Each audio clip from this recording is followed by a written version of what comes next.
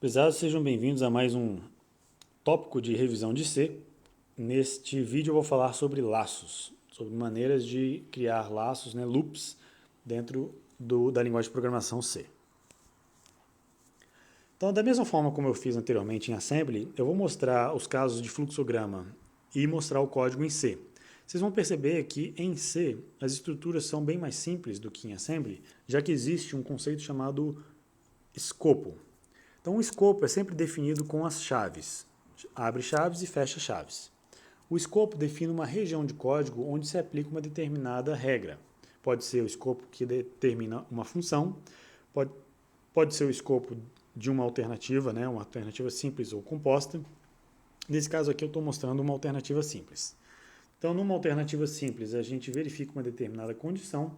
Se ela for verdadeira, eu executo um conjunto de comandos. Se ela for falsa, então eu pulo a execução desse escopo, desse conjunto de comandos.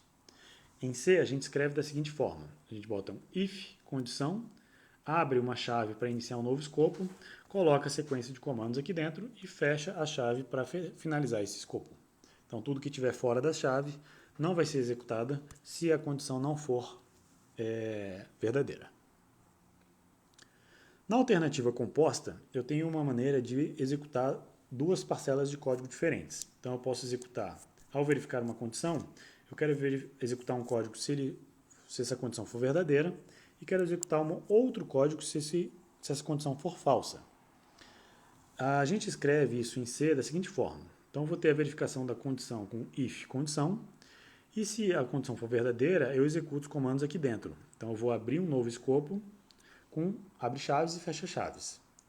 Se essa condição for falsa, eu tenho o valor else para me indicar que eu vou entrar nesse outro escopo aqui, também definido por abre chaves e fecha chaves, para executar esses comandos se a condição for falsa. Então, eu recomendo sempre que vocês usem o escopo delimitado por chaves. Tem que sempre usar chaves.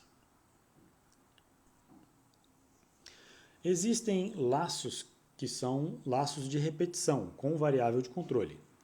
O exemplo mais clássico é o laço da variável for, o laço for, que interage com uma variável de incremento.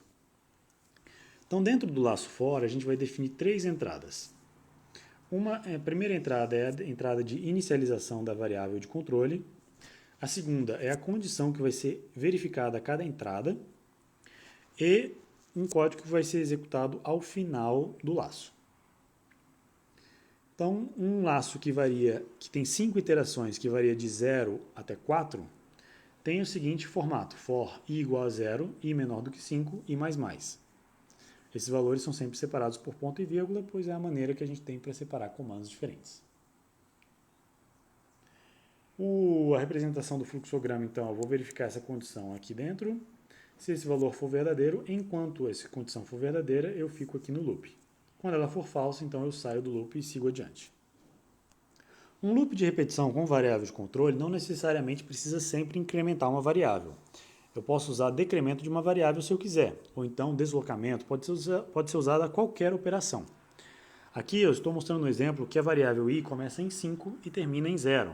Então eu vou começar em 5, vou decrementar a cada iteração, e vou executar o código enquanto essa variável for diferente de 0. Então, eu vou executar ela para 5 até 1. Então, de 5, 4, 3, 2 e 1. Quando ela chegar em 0, essa condição vai ser falsa e eu vou sair dela. Essa é uma maneira melhor, porque o MSP430 ele detecta mais facilmente a chegada em 0 usando a rotina de salto, usando a instrução de salto JNZ, Jump If Not Zero, do que outros valores. Então, nesse caso aqui, verificar que i é menor do que 5, eu teria que usar um compare e um jump if less. Para detectar a chegada em zero, basta eu continuar decrementando, que já é uma operação que eu vou fazer de qualquer forma, e quando ela chegar em 0, então eu realizo um jump if not zero, enquanto essa variável não chegar em 0. Uma maneira ainda melhor é usar um loop while. Eu inicializo a variável antes do loop, decremento, e essa condição aqui ela vai ser verdadeira enquanto esse i for maior do que 0, for diferente de 0. Então, quando ele chegar em 0, essa condição vai ser falsa e ele não vai executar o loop. Então, eu prefiro pessoalmente essa forma aqui.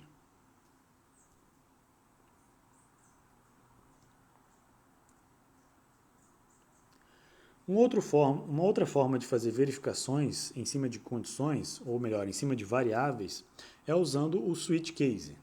É o caso de múltiplas escolhas. Então, a nossa condição de entrada aqui é uma variável que tem uma representação numérica, ou uma representação de enumeração. Em Assembly, não sei se vocês lembram, cada um desses comandos aqui, cada um desses blocos de comandos, precisava de um label para eles. A gente precisava executar isso em blocos e ao final de cada um desses blocos eu tinha um salto incondicional para o final. Então era algo que era difícil de gerenciar. Em C, isso torna muito mais simples. Eu, por exemplo, posso fazer usar uma variável qualquer, não precisa ser um número, tá? Pode ser uma letra, pode ser uma enumeração. Aqui eu estou mostrando um exemplo de um switch case usando letras. Então, o switch recebe como condição de entrada uma variável. E aí eu vou entrar em diferentes casos. Por exemplo, case. Se for a letra A, eu executo esses comandos aqui. Eu posso também usar conjuntos de casos. Por exemplo, usando 3 pontinhos, eu consigo representar agrupamentos de casos. Por exemplo, do caso B até o G. Então aqui entra o B, C, D, E, F e G. Então, para todos esses casos, eu executo esses comandos aqui. Ao final de cada agrupamento, eu vou sempre usar um break. O break é o nosso salto incondicional ao final de cada bloco de execução. Existe também o caso default, se nenhum caso anterior for cumprido, né, for satisfeito, a gente tem o caso padrão que executa um trecho de código. O switch case fica ainda mais interessante quando a gente usa enumerações. Então aqui a gente podemos usar qualquer tipo de dado como condição. O switch case fica particularmente muito bom com enums, tá? Com enumerações, porque aí dentro dos casos você vai usar palavras, né? Palavras com uma semântica mais carregada. Algumas dicas, tá? Quando a gente for usar um código com laços ou com verificações condicionais. A indentação é muito importante, porque torna o seu código mais legível e mais organizado. Eu recomendo usar sempre 2 espaços para cada nível. Tá? Não use tabulações, porque a tabulação ela é interpretada de maneira diferente dependendo do editor de texto que você pega. Eu prefiro usar espaço ao invés de tabulação. Sempre use chaves ao redor de laços, por exemplo, laço if, laço for, laço while, mesmo se dentro do laço só houver uma linha de código. É muito fácil cometer algum erro se você esquecer as chaves. Tá? Existe a possibilidade de você colocar um determinado código if sem chaves. Então, eu posso botar um if, condição, e aí um if que tem apenas uma linha de código pode ser escrita dessa forma. A próxima linha ela não vai estar dentro do if. Então, if sem chaves é um if de uma linha só. Então, a próxima linha é a linha que está dentro do if. Todas as demais linhas estão fora. Eu não recomendo usar essa forma porque é muito fácil cometer algum erro.